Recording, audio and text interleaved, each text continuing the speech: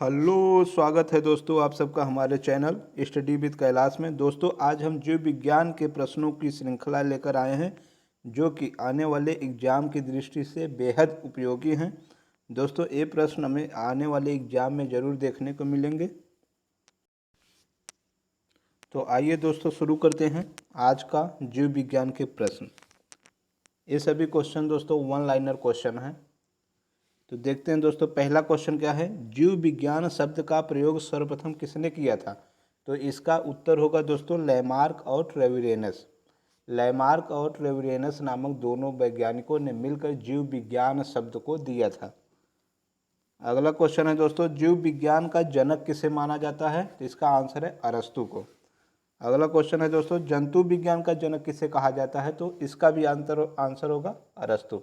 दोस्तों अरस्तु को जीव विज्ञान का भी जनक माना जाता है और जंतु विज्ञान का भी जनक माना जाता है। जीव विज्ञान की बात करें तो जीव विज्ञान को दो भागों में बांटा गया है, एक होता है जंतु विज्ञान और एक वनस्पति विज्ञान।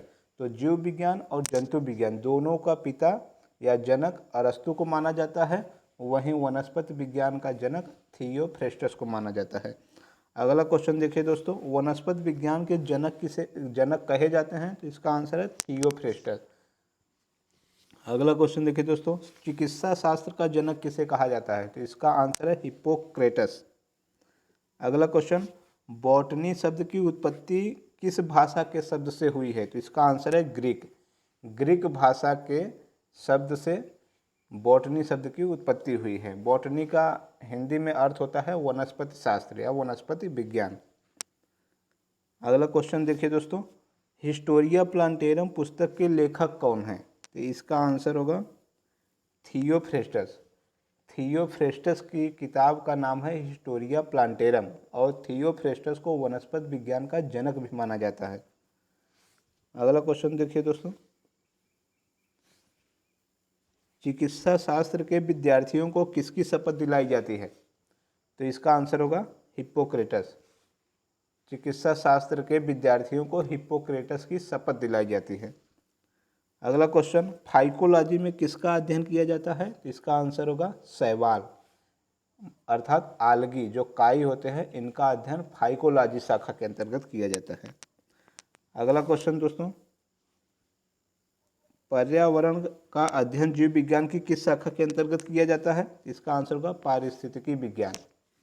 पारिस्थितिकी विज्ञान के अंतर्गत पर्यावरण का अध्ययन किया जाता है। अगला क्वेश्चन फूलों के संवर्धन के विज्ञान को क्या कहा जाता है? फ्लोरिकल्चर। इसका आंसर होगा फ्लोरिकल्चर। अगला क्वेश्चन है दोस्तों डेंड्रोलॉजी का संबंध किससे है? तो इसका उत्तर होगा झाड़ियों के अध्ययन से। दोस्तों डेंड्रोलॉजी के अंतर्गत झाड़ियों का अध्ययन किया जाता है। अगला क्वेश्चन पुष्पों का अध्ययन क्या कहलाता है? तो इसका आंसर होगा एंथोलॉजी। पुष्पों का अध्ययन एंथोलॉजी कहलाता है अर्थात विज्ञान की वह शाखा जिसके अंतर्गत पुष्पों का अध्ययन किया जाता है उसे एंथोलॉजी बोला जाता है। अगला क्वेश्चन जीवाश्म वनस्पति विज्ञान में किसका अध्ययन किया जाता है? इसका आंसर होगा जीवाश्म का। अगला क्वेश्चन है दोस्तों वनस्पति संवर्धन से संबंधित विज्ञान को क्या कहा जाता है? तो इसका आंसर होगा हॉर्टिकल्चर। हॉर्टिकल्चर के अंदर वनस्पति के संवर्धन का अध्ययन किया जाता है। विज्ञान की शाखा सिल्वीकल्चर में किसका अध्ययन किया जाता है? तो इसका उत्तर होगा वनों के विकास का। वनों के विकास का अर्थात वन के विकास का अध्ययन सिल्वीकल्चर शाखा के अंतर्गत किया जाता है। अगला क्वेश्चन स्पर्मोलॉजी में किसका अध्ययन किया जाता है? तो इसका उत्तर होगा बीज का।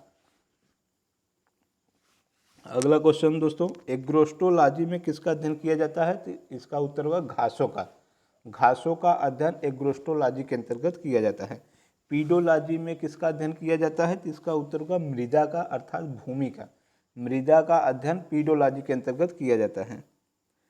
विज्ञान की किस शाखा के अंतर्गत पौधों का नामकरण किया जाता है? तो इसका उत्तर होगा वर्गीकी जिसे अंग्रेजी में टैक्सोनॉमी बोलते हैं।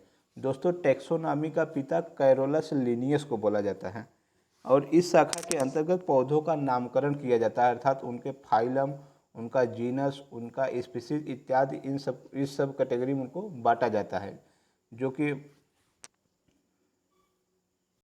अगला क्वेश्चन क्या है दोस्तों, फलों का अध्ययन क्या कहलाता है? तो इसका उत्तर होगा पोमोलॉजी। दोस्तों अभी हमने अगला क्वेश्चन देखा था कि पुष्पों का अध्ययन एंथोलॉजी और फलों का अध्ययन पोमोलॉजी। अगला क्वेश्चन देखिए दोस्तों, परागकणों का अध्ययन क्या कहलाता है? तो इसका आंसर होगा पॉलिनोलॉजी, जिसे हिंदी में परागण विज्ञान भी बोला जाता है। परागण विज्ञान या पॉलिनोलॉजी, इसमें परागकणों का अध्ययन किया जाता है। अगला क्वेश्चन, संसार में पौधों के वितरण का अध्ययन क्या कहलाता है? तो इसका आंसर होगा फाइटोजियोग्राफी। साग सब्जी का अध्ययन किस शाखा के अंतर्गत किया जाता है? तो इसका उत्तर होगा ओलेरी कल्चर। ओलेरी कल्चर के अंतर्गत साग सब्जी का अध्ययन किया जाता है। वार्षिक वलयों का अध्ययन क्या कहलाता है? तो इसका उत्तर होगा डेंड्रोक्रोनोलॉजी। डेंड्रोक्रोनोलॉजी के अंतर्गत वार्षिक वलयों का अध्ययन किया जाता है। दोस्तों वृक्ष के जो तने होते हैं, पौधों के जो तने होते हैं, उसके तनों में गोल गोल घेरे, मतलब एक प्रतिवर्ष एक घेरा बनता है, एक वलय जैसी संरचना बनती है, और इसी का अध्ययन करके वृक्षों की आयु का अंदाजा लगाया जाता है। दोस्तों अभी हमने आगे एक क्वेश्चन देखा था डेंड्रोलॉजी। डेंड्रोलॉजी के अंतर्गत झाड़ियों का अध्ययन किया जाता है, जबकि डेंड्रोक्रोनोलॉजी के अंतर्गत वार्षिक वलयों का अध्ययन किया जाता है। अगला क्वेश्चन, सजावटी वृक्ष तथा झाड़ियों के संवर्धन से संबंधित विज्ञान है? तो इसका आंसर होगा आर्बोरिकल्चर। अगला क्वेश्चन, पौधों की आंतरिक संरचना का अध्ययन क्या कहलाता है? तो इसका उत्तर होगा शारीरिकी, या इसे इंग्लिश में बोलते हैं एनाटॉमी। पौधों की आंतरिक संरचना का अध्ययन एनाटॉमी कहलाता है। अगला क्वेश्चन, माइकोलॉजी में किसका अध्ययन किया जाता है? तो इसका उत्तर होगा दोस्तों कवक का। दोस्तों कवकों का अध्ययन माइकोलॉजी के अंतर्गत किया जाता है, जबकि शैवालों का अध्ययन फाइकोलॉजी के अंतर्गत किया जाता है। अगला क्वेश्चन, एग्रो फॉरेस्ट्री क्या है? एग्रो फॉरेस्ट्री क्या है? तो इसका उत्तर होगा दोस्तों कृषि के साथ साथ उसी भूमि पर काष्ठ की 12 वृक्षों को उगाना, मतलब खेती भी करना, किसी जमीन पे खेती भी करना और वहाँ पे 12 वृक्षों को भी उगाना, ये एग्रो फॉरेस्ट्री कहलाता है। अगला क्वेश्चन क्या है दोस्तों, जीवद्रव्य के पृथक्करण एवं संयोजन से संबंधित वनस्पति विज्ञान की शाखा क्या कहलाती है? तो इसका अध्ययन है टिश्यू कल्चर या ऊतक विज्ञान। अगला क्वेश्चन दोस्तों, एक्स बायोलॉजी में किसका अध्ययन किया जाता है? तो इसका आंसर होगा बाह्यग्रहों तथा अंतरिक्ष में जीवन का। बाह्यग्रहों तथा अंतरिक्ष में जीवन का अध्ययन जो होता है एक्स बायोलॉजी के अंतर्गत किया जाता है। धन्यवाद दोस्तों, आज का वीडियो समाप्त हुआ। आशा है दोस्तों आप सबको ये प्रश्न अच्छे लगे होंगे। दोस्तों यदि हमारा वीडियो अच्छा लगा तो आप लाइक करिएगा और चैनल को शेयर करिएगा। धन्यवाद।